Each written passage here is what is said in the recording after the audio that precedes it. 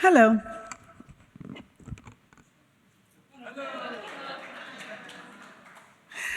I want to, first of all, thank Alexandra for her vision, for her passion, for her willingness to engage and learn more about life and all of the things that help us come into community.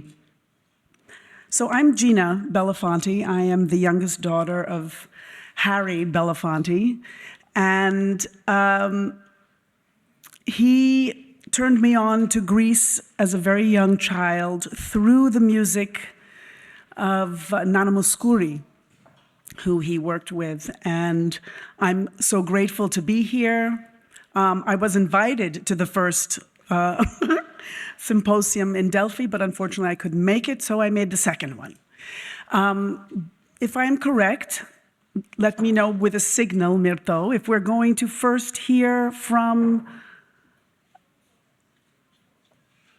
Yes, okay, beautiful. So first we're going to hear from Anthony Bossis, who unfortunately couldn't be here with us, but he has recorded something for us to learn more about the work that he is doing.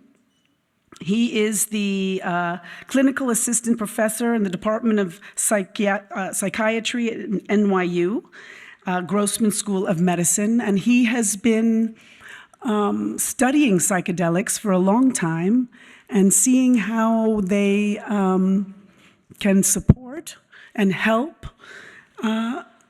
folks who are on their way into the next realm, shall we say.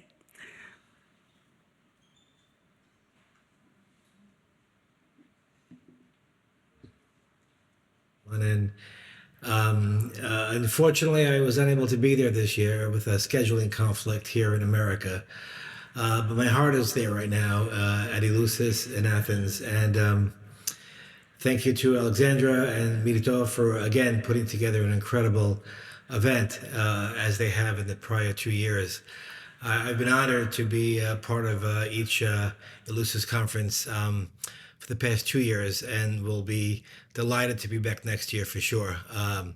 But for this year, I will sadly miss it, but I'm wishing you all a wonderful time together. And to give a brief update on what's been happening here in America regarding the research. The clinical research in psychedelics has been moving forward quickly. There's so much going on, it would be impossible to summarize even in an hour. But within a few minutes, just to highlight some of the good news, the clinical trials advance, has shown efficacy in some really important clinical indications. My primary interest in the field has always been with helping those who have serious illnesses and are struggling with the emotional or spiritual or existential distress of contending with a serious or end-of-life illness. I've also been fascinated by the spiritual experience that can be generated often in these experiences if done in safe and with proper guidelines. So those two areas we've been advancing with. There's been just an incredible surge of interest and clinical studies in looking at PTSD, various forms of trauma from traumatic events in people's lives, depression, alcoholism, and a host of clinical indications. We're moving forward, and it's been an exciting time. As always, it's important for us to always separate the hype and sometimes the enthusiastic narratives from what's actually the science. And to that end, it's crucial to always to underscore the importance of a proper set and setting.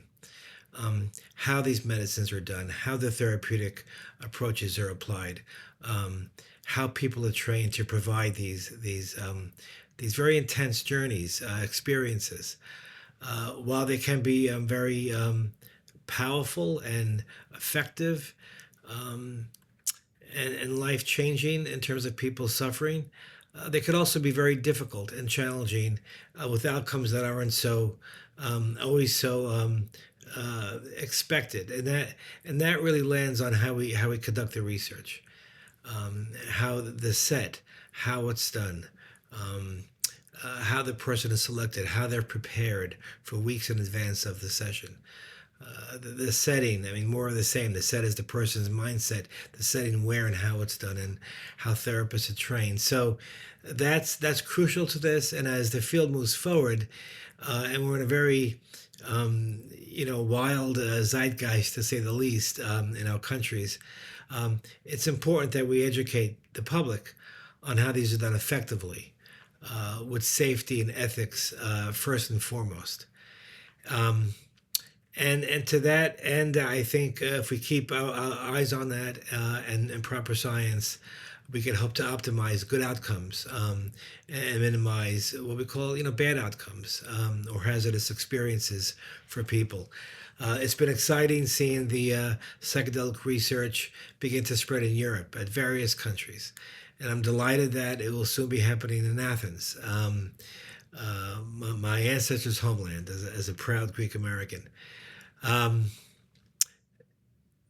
We look forward to the next few years, and I look forward to it, spreading throughout Europe, and in Athens, at the medical schools there as well. So I look forward to hearing about how this week goes for all of you. There are some wonderful lectures I see on the program.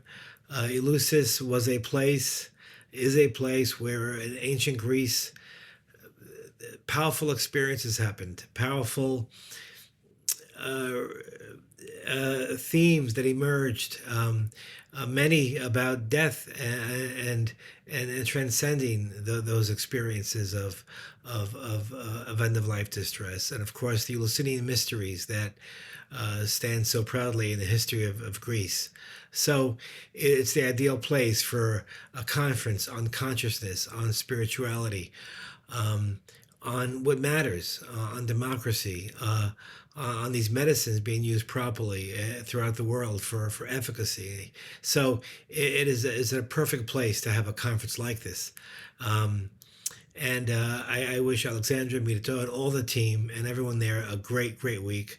And I look forward to seeing you all next year. So greetings, and farewell from New York City for now. And I miss you all. Bye-bye.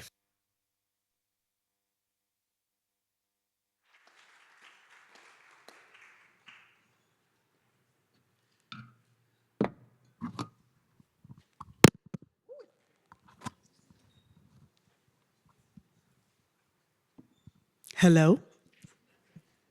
It's still working. Okay, good. Sorry for that. So that was Anthony Bossis. And I would like to invite the rest of the panel to come and join us. Christina Dalla, professor of pharmacology at the medical school at the University of Athens. Ornella Corazza at the University of Trento in Italy, the chair in addiction science at the Department of Clinical Pharmaceutical and Biological Sciences, and Théo, how do you pronounce your last name? Giubilei? Giubilei. Founder and project coordinator of the Psychedelic Care Initiative, the European Citizens Initiative for the Therapeutic Use of Psychedelics. Welcome, everyone.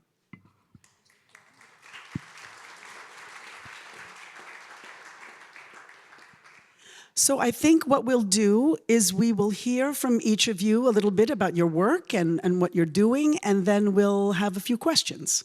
Yeah? Yes. Great. Thank you very much. I think I can start.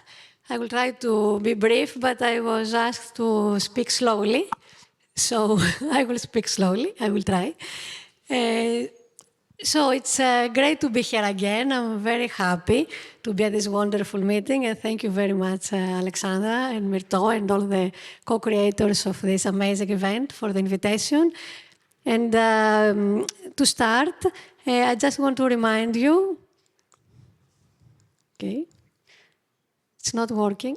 Okay, it's working.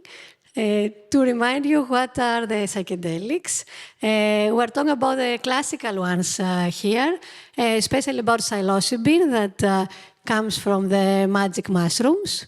But also it shares many common properties with LSD and other classical psychedelics. I will talk a bit about ketamine as well, which is a non-classical psychedelic. It's a dissociative drug, and it's also licensed in Greece for treatment-resistant depression. You can read more also at our book that is, I have brought also outside, and it will stay at the library. It was on one of the first books that they were written in Greek on the pharmacology of these compounds. So we have talked before last year, the first year, 2023, about psychedelics with amazing speakers. So you can also watch these talks, these great symposiums online. They're still online and open. And I just wanted to say that, as it was mentioned before, in our country there is also a lot of interest on psychedelics lately. Last year and the year before, we just showed some data and press releases from Europe and the United States and Australia, but now we also have a lot of interest in Greece. As you can see, we have podcasts, media coverage and others. And why is that? It's because there is a lot of interest about the therapeutic properties of these compounds, especially for the treatment of depression, the treatment of post-traumatic stress disorder, anxiety, but also for some neurological conditions that they can be very helpful and effective. And as you heard before, of course, by Dr. Anthony Bossis about palliative care, which already licensed in Czech Republic and Germany, even very recently, and also in Australia, Switzerland, and other countries. So there are a lot of research studies worldwide, and this is, I know it's a very complex diagram, but it's very interesting for us in research because you can see the different companies that they work on with different compounds worldwide on ibogaine, psilocybin, MDMA, which is ecstasy, LSD, dimethyltryptamine, and those that are in green and in yellow. Can I use this? No, probably not. Okay. In yellow and in green are the clinical trials. Those that are performed in humans. And these clinical trials, as you know, and I think everybody knows nowadays after the COVID-19 pandemic about clinical trials, they're very well regulated. They are very official, very strict. And I want you to remember one clinical trial, this from Sybin.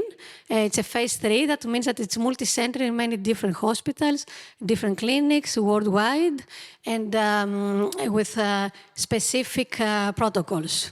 So just very fast, before I tell you what we are doing in Greece, how are these psychedelics, what are they doing in our brain? So nowadays we know a lot, but we still need to know more.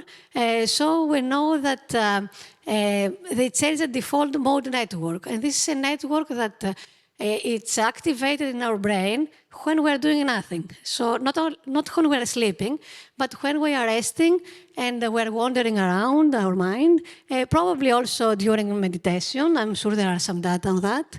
And as you can see on the left, in humans with depression, depressed patients, this network is not working very well. So it's, there is some loss of flexibility, it's more rigid, but when we give psilocybin, it relaxes this network in our brain, so the neurons in our brain. And post-psilocybin, we believe that the therapeutic effect comes because it can enhance cognitive and psychological flexibility. So it can help someone that is fixed with negative thoughts and negative emotions to change with the appropriate support, of course, from psychotherapists and other psychiatrists and other specialists to change their state of mind. And this can be really therapeutic. We know that it bounds in the serotonin receptor. for the sake of time, just to tell you, the serotonin is a neurotransmitter, is a chemical in our brain that is related to mood, but also with sexual behavior, with appetite, sleep, many very important functions in our body. And when we give a compound like that in our little mice, they twitch their head. So they do like that, like they shake their head. So we know that if a compound does this behavior, evokes this behavior, then it should bind on this specific protein in the brain. Also, we know that psychedelics, psilocybin, but also ketamine, which is a non-dissociative, it's a dissociative, non-classical psychedelic, I'm sorry, they enhance neuroplasticity, and they do that very fast. So what is neuroplasticity? It's this amazing function that happens in our brain, that it can change. Our brain can change. It changes all the time. But when someone has depression or other very severe problems, this neuroplasticity is decreased. But with these compounds, this psilocybin and the others, this neuroplasticity is enhanced through neurotrophic factors. There is more dendrites in the neurons, more spines. It's where the neuronal cells talk to each other. So these are the synapses and the spine. So all these are enhanced when psilocybin acts in the brain. And they share some common mechanisms with ketamine. So, where are we in Greece? So, last year and the year before, I told you that we are submitting many grants in Greece in order to get funding, but also at the European level. I will tell you first what is successful. This is still under evaluation. It's a grant that we submitted last year at the Ministry of Development, and we're still waiting to see the results. It's in collaboration with Dr. Sotiropoulos, who is here, from the Democritus Institute, also from the Pharmacognosy Department of the Pharmacy School in Athens, and we are waiting for the results. We are beginning, based on this, a PhD thesis at the Medical School of Athens, and this is the evaluation committee, again with the Democritus Institute, with Dr. Sotiropoulos. And I wanted to tell you that I think he is the first person that yesterday brought legally psilocybin in Greece. This is the permit that we use to import psilocybin from the Czech Republic, where our collaborators made it for us. This has happened from the Ministry of Health. That they gave us the permit. Also, we have a successful Marie Curie doctoral network that we applied last year. So this is funded, and we'll start another PhD thesis in spring 2026 in collaboration with big universities in Groningen University in Holland, also Sweden, Switzerland, Czech Republic, and others. We're members at the European College of Neuropsychopharmacology Psychedelic Network, and we publish about psychedelics, about research issues and knowledge gaps. And also, we are just starting, this is another successful application for a network at the European level. It's a cost-action network, and again, there are many Greeks that are involved, Dr. Thanos Kanelopoulos, which is a children's psychiatrist, and Dr. Sotiropoulos from here, and myself are also in the management committee. And this is for networking, for advancing knowledge, but also for policy making, for advocacy, awareness, and anybody that has some knowledge of that can also apply, and they can get into this network if they want. So this will run for 4 years, so hopefully we'll have a meeting maybe here at some point. And the last thing, because I'm a bit late, is that we are taking part in a big phase 3 clinical trial from this company that I told you before. They found us because they knew us from the networking that we have done. And this is starting hopefully next month. It's about depression, so it's about patients that they suffer from depression, and it will be at the 3 hospitals in Athens, the psychiatric clinics of 3 big hospitals, 2 hospitals in Athens and 1 in Thessaloniki. And it's already approved by the National Drug Organization, EOF, and the Ministry of Health. So with that, I would like to thank my colleagues, our funding sources, our collaborators in Greece and abroad, and also to show you some pictures from previous years from our lab and our collaborations. So thank you very much.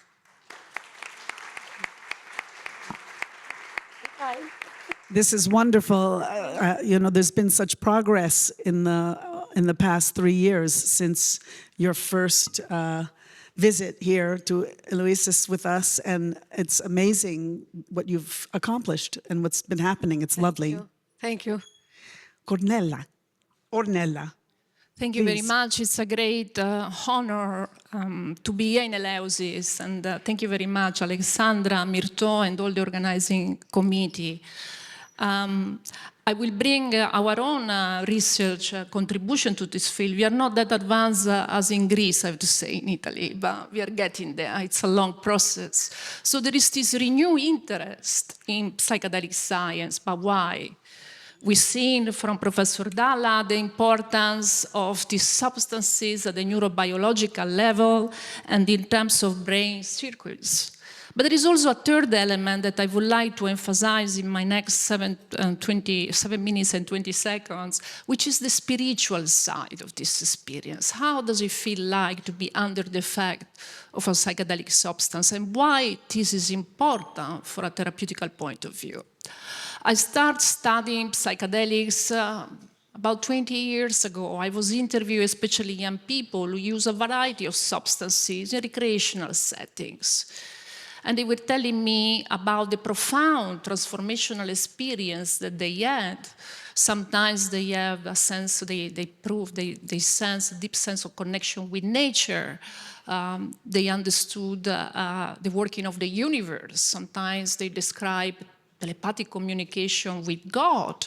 Or they had out-of-the-body experience in some cases, so they see themselves from a position outside their physical body, and they were able to describe what was going on in the room.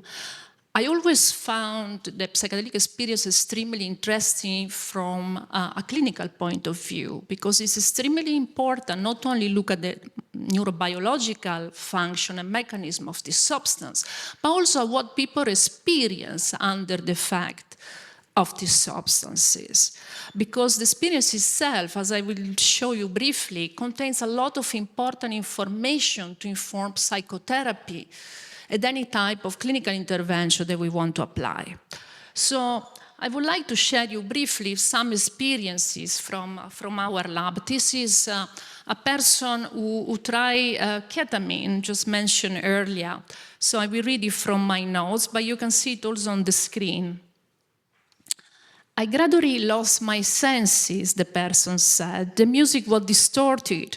I tested myself by asking basic questions about mathematics, the name of those I love, and then suddenly I wasn't interested in this anymore. I've tried the experience of death. I was going down a tunnel. I saw the planet Earth. I could feel the relationship between the human soul, Earth, and the planets. I thought I was a doll. Do you know the matryoshka? I was the matryoshka of the entire system. I understood that Earth is inside something else. I felt its gravity. All this is embraced within a system. I was nothing, but I knew that my place was on Earth.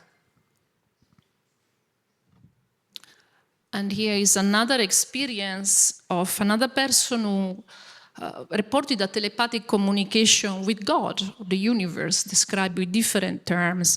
I was facing God, we spoke. I cannot remember what he said, but I remember that I could not lie. It is hard to describe. I never experienced such an intensity of feeling. This is very common. When you speak with people who had psychedelic experience, they found it extremely hard to communicate, to articulate in words. They are ineffable experience, which is very much connected with the mystery here in Eleusis. It's difficult to communicate what you experience. It's extremely common. So at the University of Trento, we initiated another study looking at the phenomenology of this experience. Again, it's a qualitative method to analyze the subjective experience of the people, and we look different categories. So while the person was describing the experience, we look at emotion, the experience of the body, time, space, the experience of others during the experience itself, the experience of the self, the value, and the impact. So here are some highlights. They try psychedelic in different settings.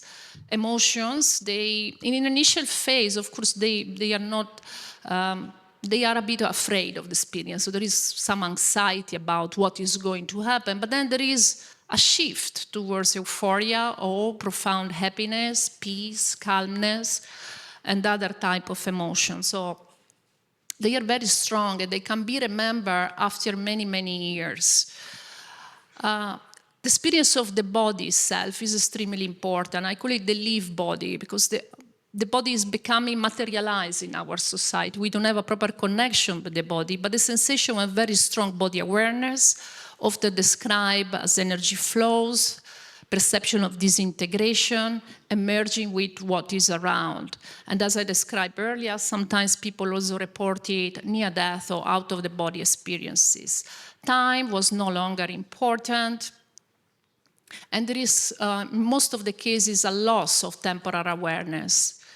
Spaces are intensified. I will call it more place than space.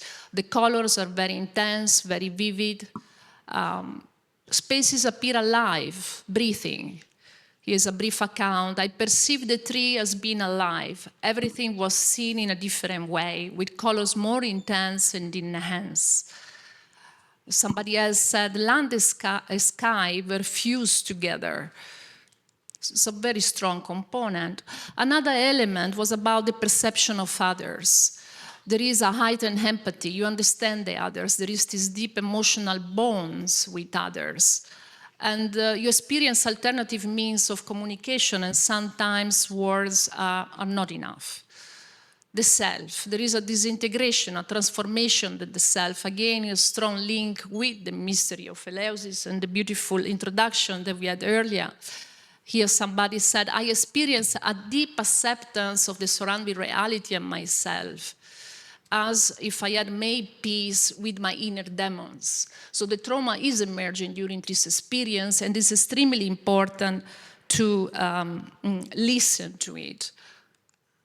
And then the values. People often claim that after the psychedelic experience, they became less materialistic, they learn the values of others in their life, they develop more empathy, awareness, communications, and respect toward the others and the environment around them.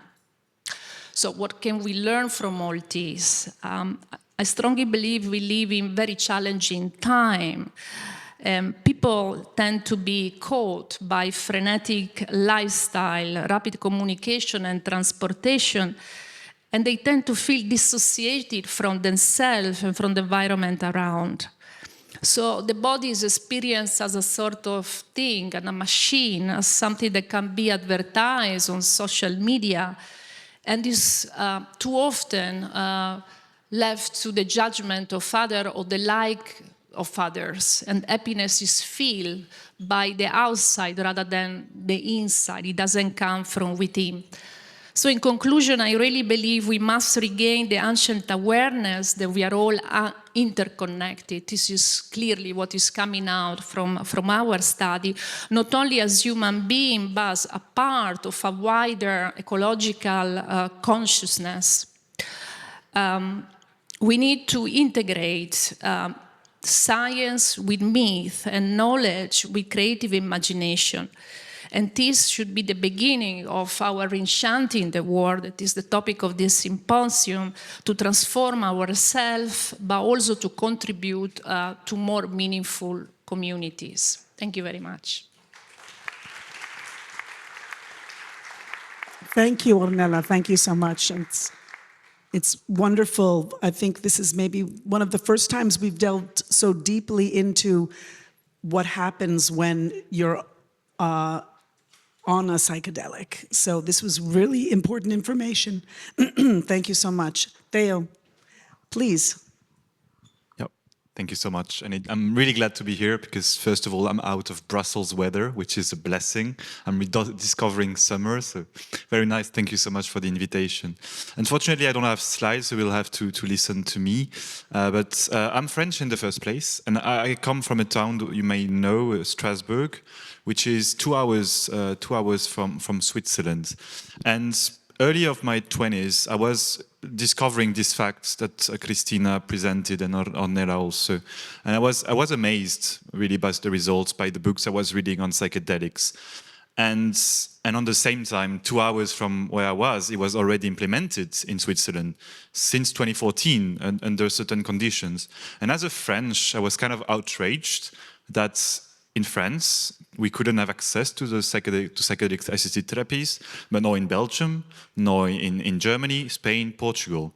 And as a citizen, like discussed earlier as the model of World Human Forum, I also wanted to make a change. And I have a political science background, and I felt that we needed to bring this science to the policy and to break the stigma that was around psychedelics, because in France, for example, it is one of the main obstacles for any implementation. And so there is this tool, which is called the European Citizen Initiative, which is a democratic tool introduced by the European Union, which gives the citizens the power to kind of force the European Union to take action on a topic. And so we created Psychedelic Care, which is this European Citizen Initiative. We have 1 year to collect 1 million signatures, and if we get them, then the European Commission is legally bound by the European treaties to respond to the citizens' request. And basically we are requesting the Commission to recognize this potential and to gather forces, join forces, and create common standards, best practices, guidelines to avoid only having some citizens from some countries to have access to psychedelic therapies eventually. The second is also to boost funded research, because as you said, we need more research on also promising conditions like anorexia or cluster headaches. And the third is to challenge international regulations that are still slowing down research mainly. So that's our request, because we see now that in Europe, you mentioned it, that in Germany and Czech Republic, we are moving forward, but for the campaign that we are doing, we interviewed some patients, some people in other countries, and we had this one. I wish I could show you the video, but it will be soon online. He's called Matthias, and he has been depressed since like 12 years old, and he's been on antidepressants since 19 years old. And after his third depression, period of depression, he thought that it would be the last one, and after that he would commit suicide because he didn't have any other solution. And he had the blessing from his psychiatrist after a long discussion to try psychedelic therapy with psilocybin. But he had to be done underground, which means some risk, which means that it can be dangerous. But, and he says it clearly, that it saved his life. And as citizens, we cannot allow, I think, morally, to let people that will eventually do it because they don't have other hopes, that will try to find solutions that present risks. And that's what we're trying to do, is that to raise awareness about this potential, foster research, and change regulations, so for every European citizens, if they need to, could have access to those promising alternative therapies. So we are in the middle of this one-year campaign until January. I will put some stickers, so if you want to sign, because as a European citizen, you can sign. I'm sorry for the Americans, you're already more advanced than us anyway. Not so really. But I will put the stickers, you can scan and sign, and on the 10th of October we'll have common activities across Europe on World Mental Health Day to try to break this stigma, bring the patient voices forward, bring public figures and citizens to take action, and for the general public to learn about this important topic. So I think that's the thing for me, so yeah. Wonderful, thank you so much. I hope everyone will sign the petition who can to help and spread the news. Is there like a QR code or something where people can? Yes, and that's why I wish I had slides. Okay. But no, it's on the sticker I will put on the table, so you can just take the stickers, and it's Awesome. on the QR code. That's lovely. All right, then I can send you, definitely. I'm glad you heard what she said, because I didn't. Ah, lovely. Okay, perfect. So I have a few questions that I'd like to ask, and I'm going to ask one for all three of you to ask, and then I have some individual ones if we get to it, time permitting. So for all of you, as we stand at the intersection of science and spirituality, how can psychedelic medicine help rekindle a sense of meaning and interconnectedness in an increasingly fragmented world? Well, this is what is clearly emerging from the subjective level of the experience. So I think paying attention also from a clinical point of view of what is happening while the subject is under the effect. Something that I would like to underline, that when we operate under strict protocols. And it's very different to think about psychedelic taking outside clinical context. And we also need to keep in mind that these substances are illegal in recreational setting. And for us to obtain the substances in our lab, it takes many years and protocols and work behind. So in controlled clinical settings, this is important. They have a strong voice experience themselves. Also, with 1 or 2 sessions, you can regain what you did in years of psychotherapy. So there is a huge potential there on a wide spectrum of mental disorders. So there is a lot to be done, of course. We are progressing. We are still experimenting with psychedelic in therapy, but I think there is a huge opportunity for contributing to spirituality and society. Let me ask this also for all three of you. What do you think the powers that be, we'll call them, are so afraid of? Why is alcohol legal and why are other substances not? Yeah, maybe I can. I was discussing with a French journalist that was asking me why in Switzerland they have, not this problem that we have in France. What is more rational policy and that we see now in Germany or also Czech Republic? I think it's very also cultural. It's a cultural aspect. But I think I can speak for French, at least. It's not so much that people are afraid of it. I think there is this stigma that comes from the 50s, the 60s, and France was the first country in the world before the US to prohibit the use of psychotropic substances that are psychedelics. So France. But I think that when we speak with people through the campaign, that what we hear, people don't really know about it. Of course, psychedelics, LSD, burn your brain, but it's not the main thing we have, is that people have just no clue what we are speaking about. So I think there is just this lack of awareness, of education around those type of substances because they have been banned so long that it's just not into the public debate. And we had also discussion with politicians that show some interest, and French, Belgium, or even Greek politicians have been discussed with. They support. They have seen the documentaries on Netflix. They're fully in support of what we're doing, but they will never speak about it because it's not selling for the voters. So I don't think they're afraid per se, but I think they don't see the interest to push for it as a politicians yet, because it is not as debated enough, at least in the public sphere, let's say. If I may add, at least for Greece, we have the example of cannabis, and for many other countries, of course. But in Greece, cannabis was totally illegal for many years, and now we have compounds we have pharmaceutical drugs that they are sold. We can sell them at a pharmacy store with a prescription, of course, very like a regulated prescription from specialties. I serve at this committee that we evaluate these applications for the cannabis products, and we're very careful about what we approve. So I hope that this will be the same for psychedelics. But now I think that even Greece has started to become less afraid of cannabis, understand more of the medicinal use and how important it is. But it takes time. I think they say it takes at least 1 generation to really change the stigma. And especially in mental health, there is a lot of stigma. And addiction is a mental health disorder. So that's a huge conversation. It is, because alcoholism is real.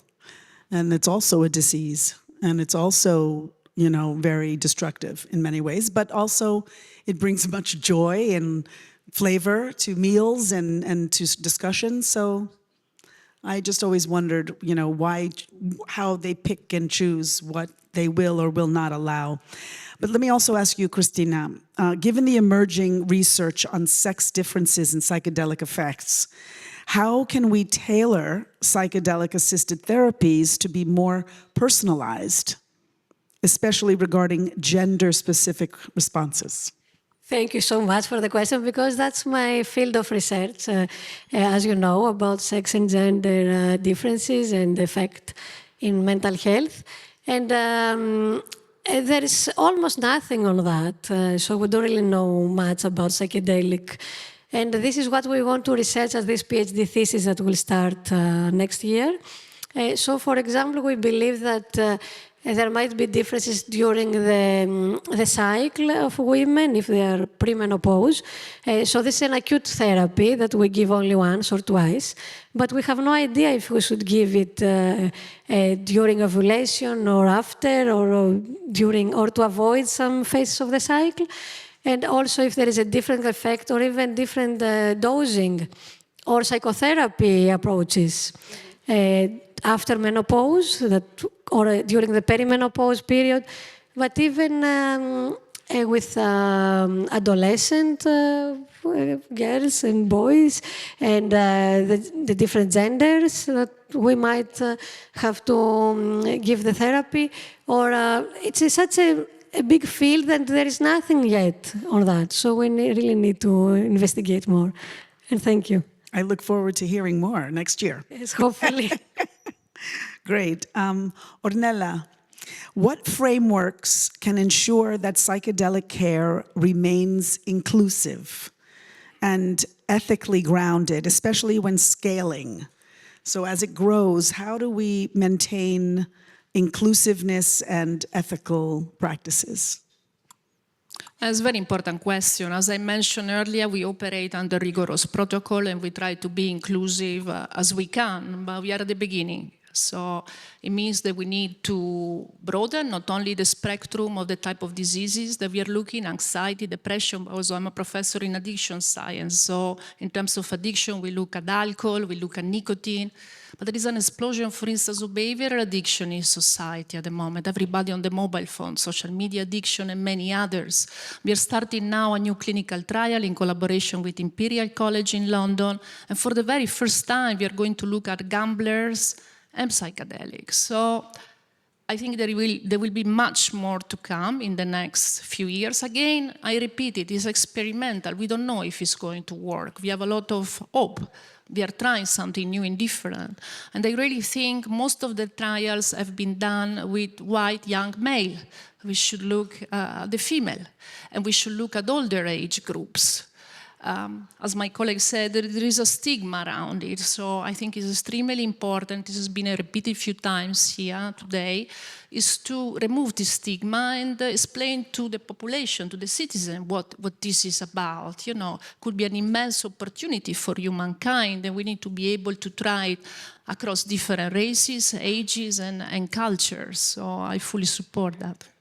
Yeah, I know in the United States there has been a lot of more inclusiveness around the spiritual and cultural practices of the native peoples of the world that have been using these kinds of medicines for centuries. And so I know that there has been a big push in the United States to ensure that Native Americans and South Americans are at the table in these discussions, because as you said earlier too, it's not just medicinal in the sense of healing a specific thing, it's also a very spiritual practice and a cultural tradition in those cases. It's extremely important, and we know the spirituality is very important to mental health. There are thousands of articles written about that, and I think general altered state of consciousness, not only induced by psychedelics, I think this is coming, and it's important to strengthen our interest, research interest,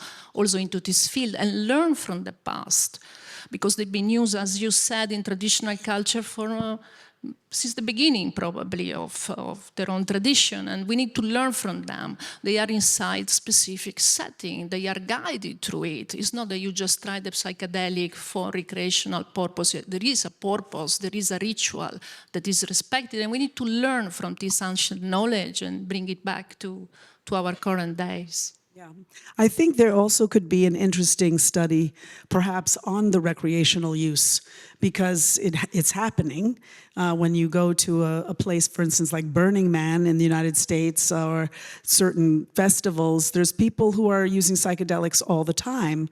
There's even some folks who have created churches, because in the United States, when you're a church, you can administer medicine. So this is a practice that's happening as well, but it could be an interesting research on just the,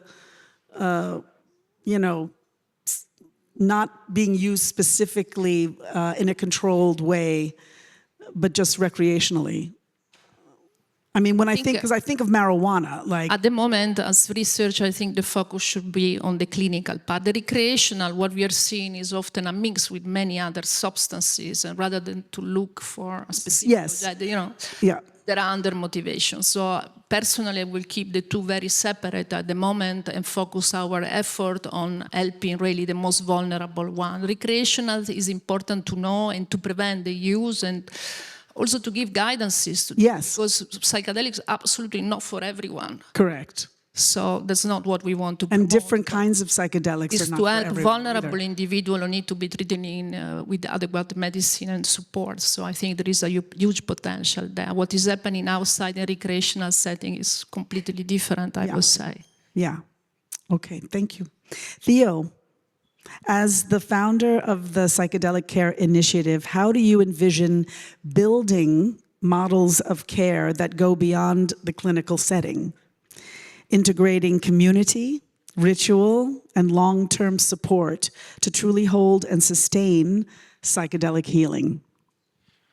Well, yeah, that's a good question. I think that it also connects with the two previous questions. I think that there is still a lot of knowledge to bring, and there is a lot of things that we don't know yet, and that we need to do more research. But there is also knowledge that we need to gather, so we do things together, and not in only in some countries or some sites. So, and that's the idea of bringing the European Union and bringing experts around the table that should integrate not only healthcare professionals but also patient representatives, but also indigenous representatives. Like there is this Spanish organization ICERS that they work very, very actively on that. So I think that should also they should also be part of the ongoing discussion for this for the future discussion on these models of care.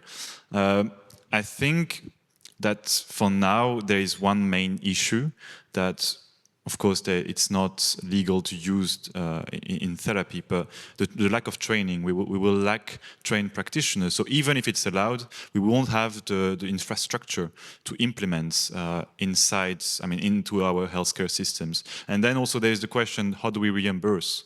And will it be cost effective? And that's questions we need to respond. And the European Commission could do, for example, impact studies on that. And that could be super interesting because we are lacking this knowledge. And it's very promising, and that's kind of, I feel like people are frustrated because there was this hype, or there's still this hype, but of course it takes time to build these models, to build the infrastructure for it to be implemented, and that everybody can benefit for it. Because what I wish for, at least for the EU and what's going to happen, that we could start, for example, with compassionate use, like what they're doing in Germany to collect more real-world data evidence, but also end-of-life anxiety and palliative care. That I think we should also start.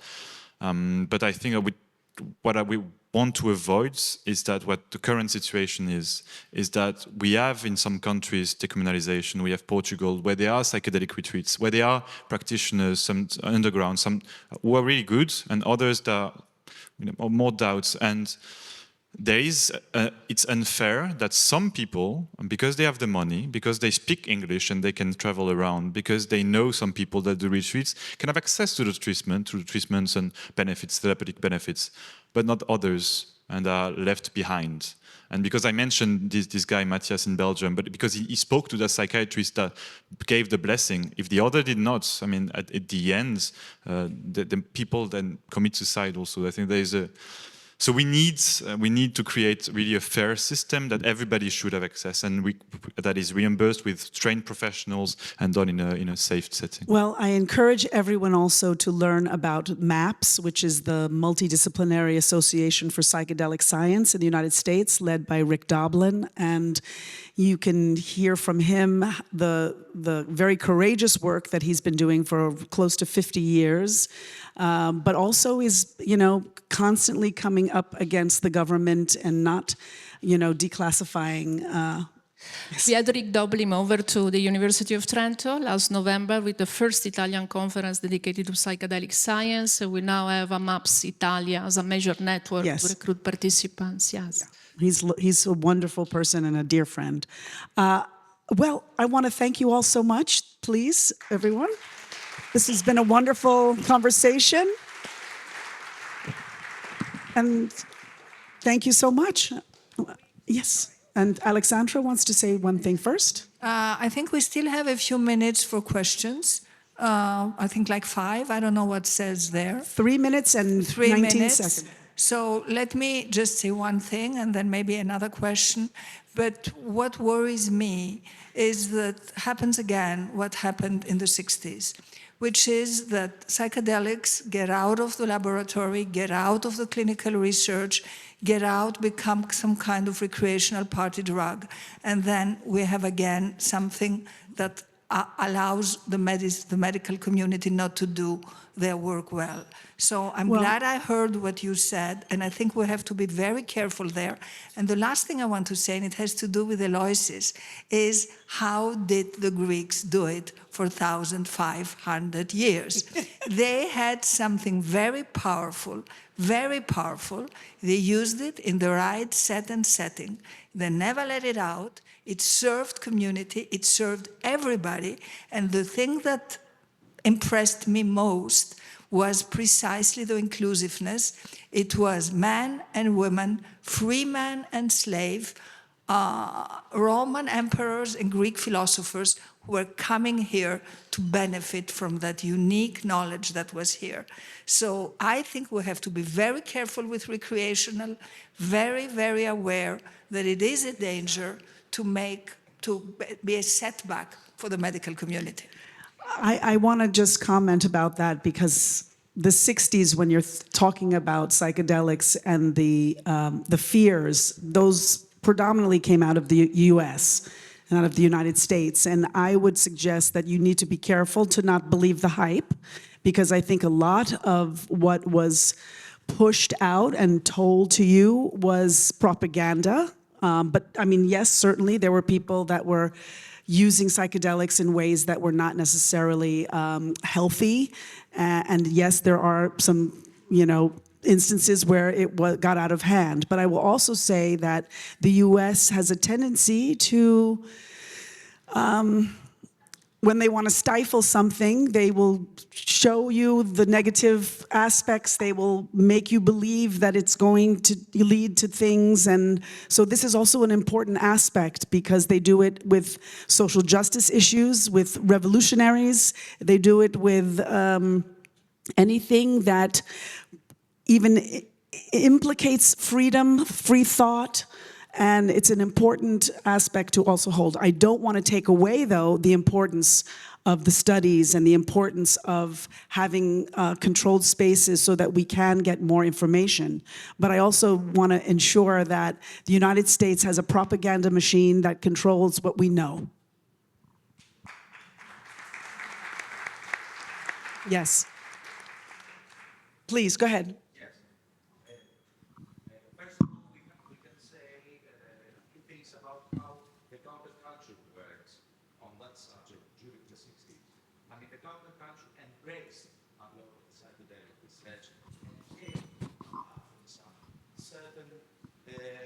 Situations that went out of hand gave some very interesting insights on the way that you can formulate society and create a different environment of thought and expression. And I believe it was very supportive, this aspect. And this is, I believe, the thing that you mentioned very much.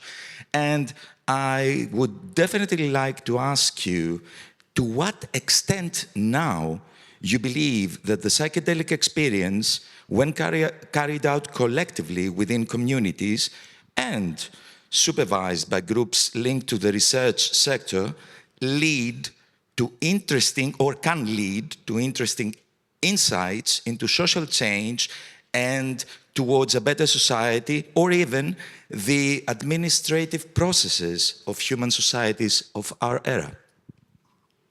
This is a general question, and it's addressed to all of you, my dear friends. Thank you.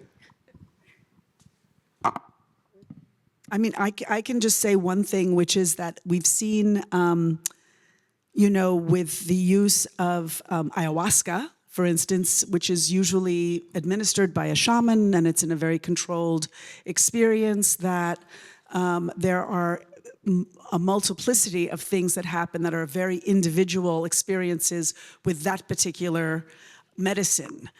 Sometimes the shifts happen months later, just energetically in the world, there's a transformation. We've seen documentaries in the United States on athletes that have used ayahuasca as a tool to enhance their performance so that they sort of get the ego out of the way and are able to perform with their given athletic performance much better.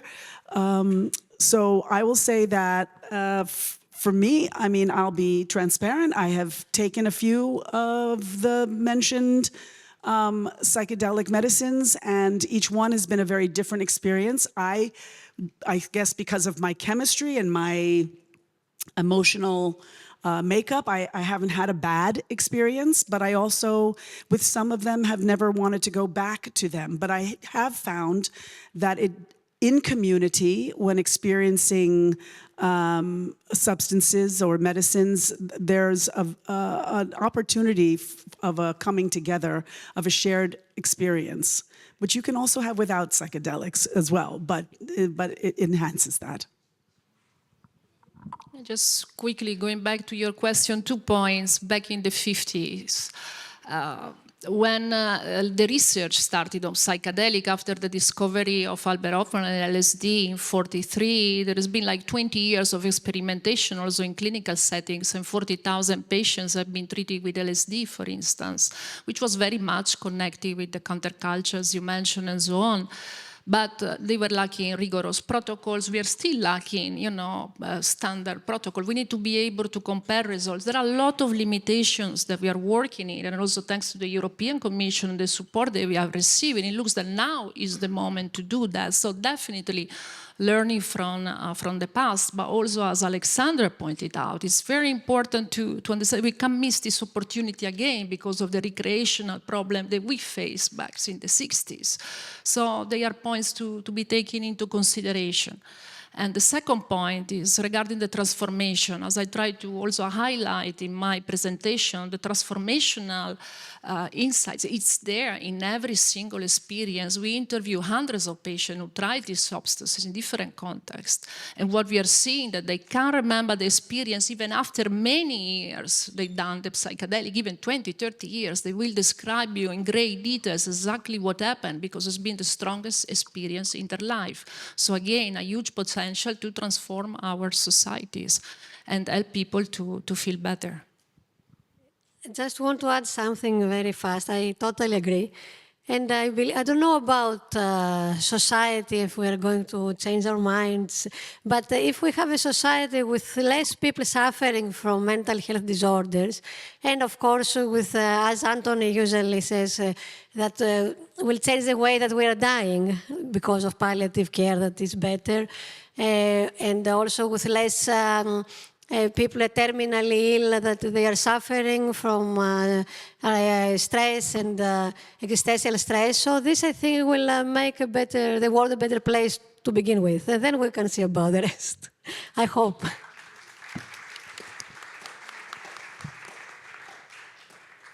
Ms. Belafonte, sorry, apologize. And yeah, just to finish, because I think it's a very important and interesting debate on recreational use, on therapeutic use. And I think it's the more I go and the more I listen to people, and there are so many people doing the work of harm reduction, also train people underground because it's not legal yet. So I think those two worlds need to discuss, because 95% of the use of psychedelics now is done underground, even more, I think. So we need to learn also from the practitioners underground. And I think we also have to be honest that not the use of psychedelics not only done in the medical and clinical trial setting. We have to be very careful with the narrative. But I think recreational can also be therapeutic somehow if it's done well, but not only in a clinical trial setting. So I think that's very like a very interesting debate, and it should go on for hours. But yeah, thank you.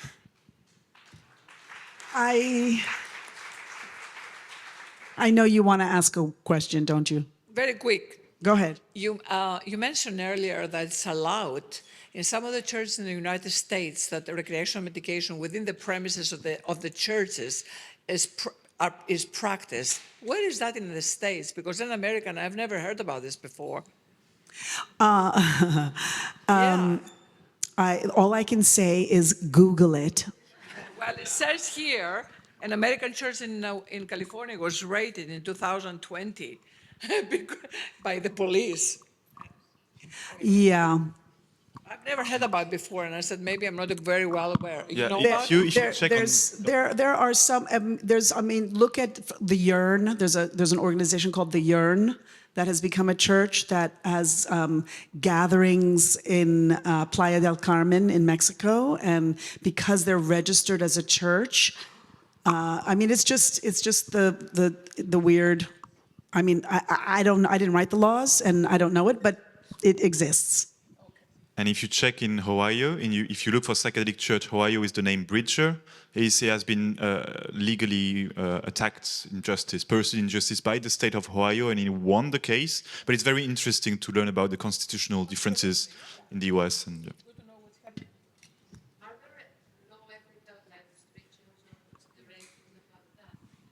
Are there no ethical restrictions or considerations? With addictions, we see about all these mental health disorders and everything.